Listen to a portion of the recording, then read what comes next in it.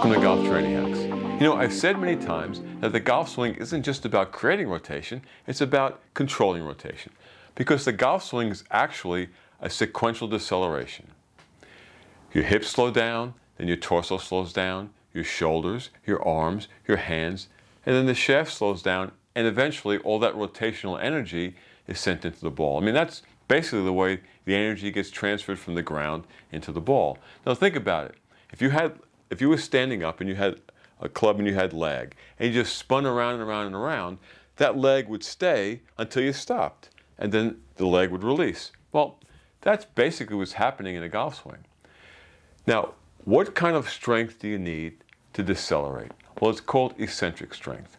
Now, eccentric strength happens all the time. It happens even, eccentric contractions happen even when you're walking, when you're running, when you're jumping. You know, in many athletic movements, there's eccentric contractions that help slow down a movement. Now you can think about an eccentric contraction like this. If you were doing a bicep curl with a really heavy dumbbell, and the dumbbell was so heavy that you really couldn't hold it, but you were trying, your muscle, your bicep, couldn't overcome the force of the dumbbell, but you're trying, and it's actually contracting and elongating. That's a simple way to think about an eccentric contraction. It helps you slow down. Here's another way to think about it. When a running back is running and he plants his foot, there's an eccentric contraction that begins to decelerate that leg. Now, what stops it is an isometric contraction. An isometric contraction is a muscle contraction where there's no joint movement. So he plants his leg, the leg kind of folds into the ground a little bit, then it stops with an isometric contraction. Then you have a concentric contraction that sends him in the other direction. Eccentric, isometric, concentric. That's what happens to the muscle when it's moving. It happens in a golf swing. It happens on your backswing. When you are loading your backswing, you have muscles that are eccentrically loading or eccentrically contracting. At the top of your backswing, there's an isometric contraction that reverses the movement, and then you start your downswing. Now here's the really important part. On the downswing and through impact, as you come through impact and into release and into your follow through, there's an eccentric contraction that's trying to slow you down. Now here's the problem.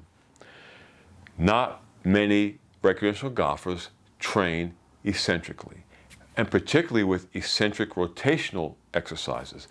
That's so important. Think about it like this. Have you ever tried to pull a stiff old rubber band? What happens? You pull a little bit and it snaps. You have a brand new rubber band and you can pull it and it eccentrically loads and loads and loads. If you have stiff fibrotic muscles that are trying to eccentrically load and decelerate into your follow through, you're at risk for injury. So in this video, we want to work on some exercises, some training methods that will help you improve your eccentric strength. So let's get started.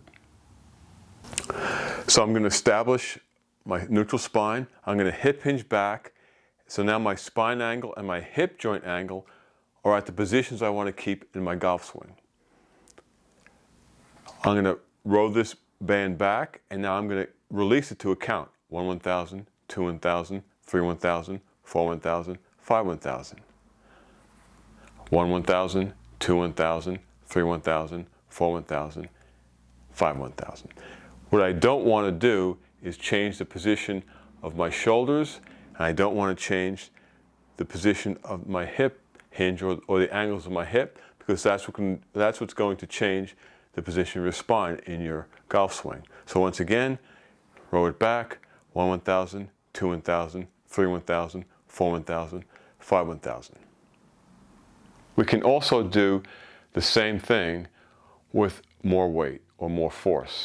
So now I have more force on these bands because I'm holding two together. So if we assume that this is a force that I just can't pull back, I would have to overcome this force, and I just can't do it.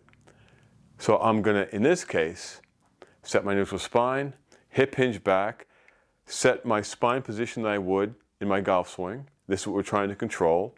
So now we're controlling this kind of rotation. So since this is too strong for me to pull back, I'm going to grab with this hand, I'm going to keep this position. I'm going to pull it.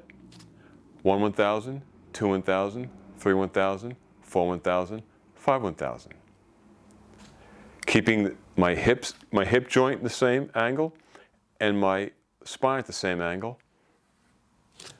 1 1,000, 2 1,000, 3 1,000, 4 1,000, 5 1,000. 1 1,000, 2 1,000, 3 1,000, 4 1,000, 5 1,000.